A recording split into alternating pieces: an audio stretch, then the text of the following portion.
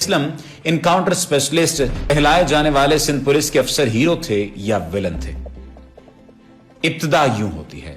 چیخ انتہائی دردناک تھی، مجھ جیسے کمزور دل انسان سے رہا نہیں گیا۔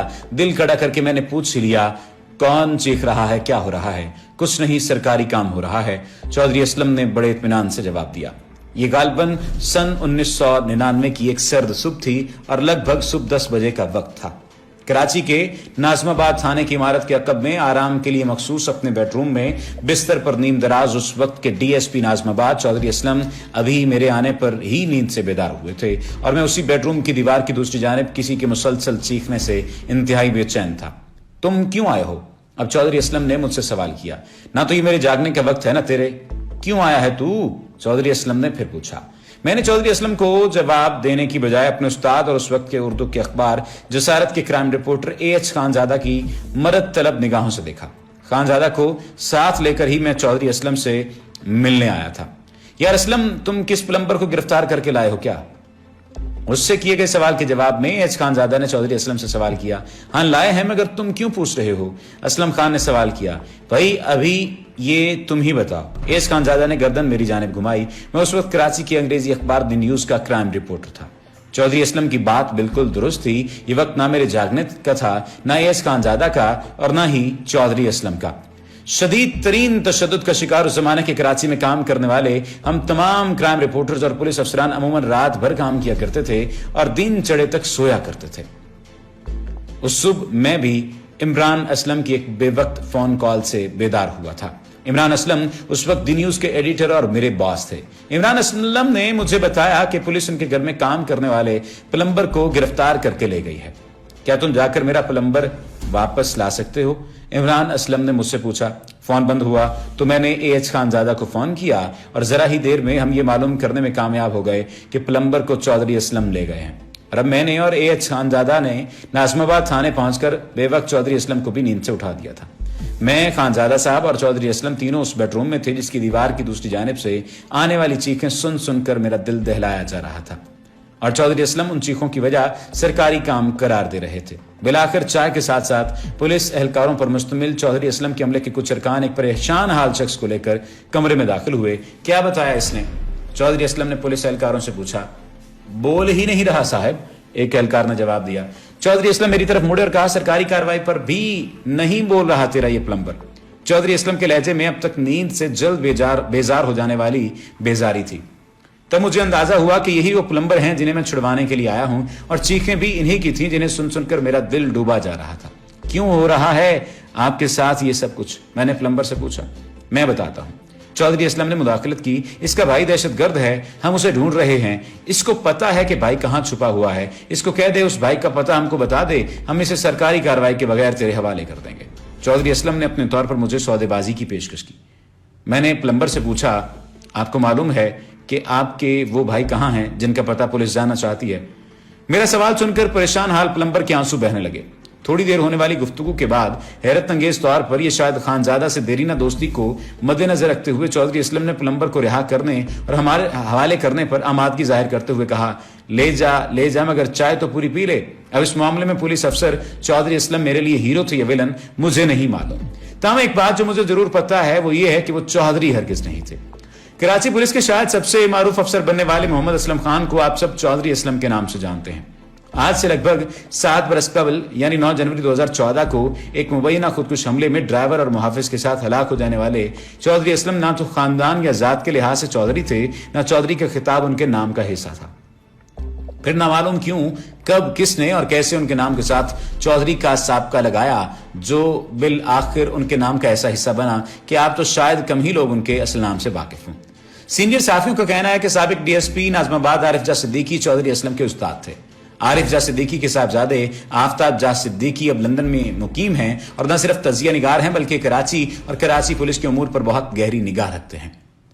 آفتاب صدیقی کی تحقیق کے مطابق چودھری اسلم سن 1964 میں ضلع مانسیرہ کی تحصیل ڈڈیال میں پیدا ہوئے اور 31 اکتوبر 1984 کو پولیس میں شمولیت اختیار کی، یعنی 20 سال کی عمر میں۔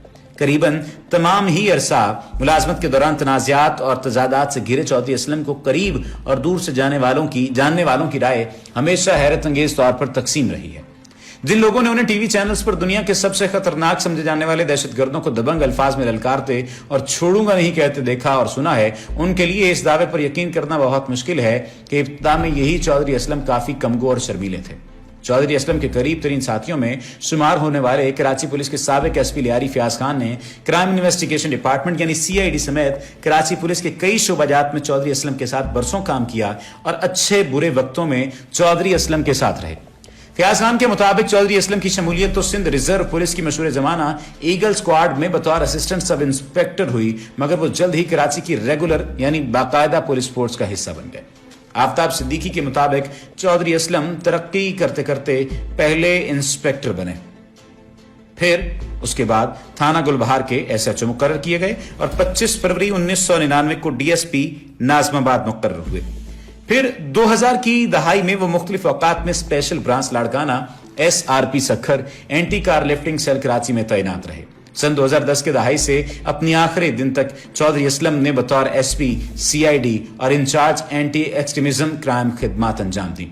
पुलिस की करीबन 30 बरस पर मुश्तमिल मुलाजमत के दौरान वो हमेशा तनाज़ात और जबरदस्त उतार और चढ़ाव का शिकार भी रहे। चौधरी असलम को शोहरत की तवज्जो तब मिलना शुरू हुई जब वो सन 1992 में बदतरीन तशद्दुद का शिकार कराची में थाना गुलबहार थाने के एसएचओ मुकर्रर किए गए। ये वो दौर था जब शहर में खौफ व दहशत का राज कायम था।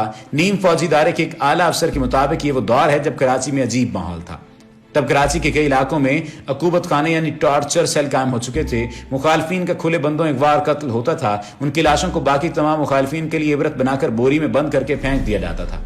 जिंदा इंसानों के घुटनों में ड्रिल मशीन से सुराख किए जाते थे। खंभों से लटका कर उनको जिंदा और मुर्दा टुकड़े कर दिया जाता था। आरी, हथौड़े और छेनी से काटना, हाथ पांव में कीले ठोंक देना, गले काट देना, जुबान की बुनियाद पर शिनाख्त करके लोगों को बसों से उतार कर मार दिया जाना, सब कुछ रोज होता था। वो अफसर मजीद बताते हैं कि यही वो वक्त था जब शहर में असलहे की भरमार और मुसल्लह ग्रोहों की हुक्मरानी कायम हो चुकी थी। कमोबेश हर सियासी, लसानी, मजहबी, दीनी और फिरका वाराना गिरोह, तंजीम और जमात ने न सिर्फ बंदूक के लहजे में बात करना शुरू कर दी थी और अपने अपने मुसल्लह जत्थे कायम कर लिए थे। हाल ये था कि खुद पुलिस के सरबराह और 25,000 की फोर्स के कमांडर डीआईजी शुएब सिडल की हिफाजत के लिए पुलिस की बजाय नीम फौजी इदारे फ्रंटियर कोर, जिसे एफसी कहा जाता है, उसकी नफरी भेजी गई थी।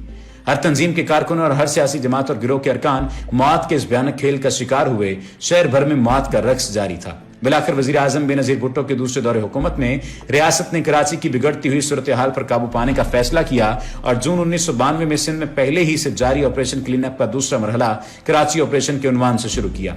इस ऑपरेशन में अगरचे पुलिस अफसरान ने ऑपरेशन के अहदाफ हासिल करने में बड़ी कामयाबी हासिल की, मगर खौफ और ताकत का जवाब खौफ और ताकत से ही देने के इस फैसले से पुलिस और सियासी तौर पर मुतहर्रिक जराइम पेशा और दहशतगर्द अनासर के दरमियान एक ऐसी जंग का आगाज हुआ जो अगले कई बरस तक जारी रही।